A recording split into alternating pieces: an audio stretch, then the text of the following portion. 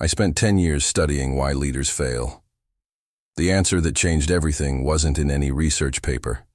3 years ago, I sat across from a CEO who had built a 200-person company from nothing. Revenue was up. Retention looked solid.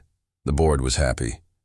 He looked at me and said, "I don't think my team actually trusts me. And honestly, I'm not sure I trust myself as a leader anymore." I had spent a decade studying leadership psychology, read the studies, built the frameworks, taught the workshops, and sitting across from this man, I realized something embarrassing. I had been solving the wrong problem for years. We've all been obsessed with leadership performance, how to communicate better, decide faster, give better feedback.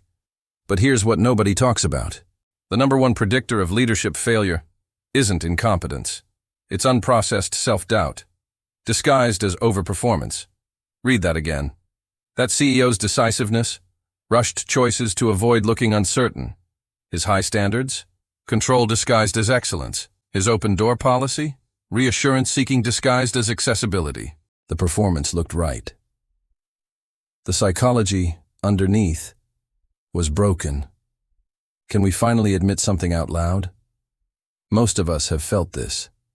That quiet moment where we wonder if we're actually leading or just performing leadership. That doesn't make us weak leaders. That makes us human ones. And it's the most important starting point for leading with integrity. Now I start every engagement with one question. What are you protecting yourself from in the way you lead right now? Because here's the truth. We don't lead from our strengths. We lead from our wounds until we choose not to. 6 months later, that CEO did something that terrified him. He stood in front of his leadership team and told them the truth. He said, "I've been making decisions based on what makes me feel safe, not what's best for us, and I want to change that, but I need your help." His team didn't lose respect for him.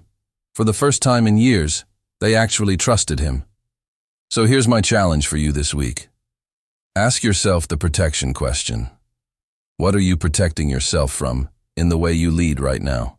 Because the moment we name the pattern is the moment we stop being controlled by it. And that's not soft psychology. That's the hardest work in business.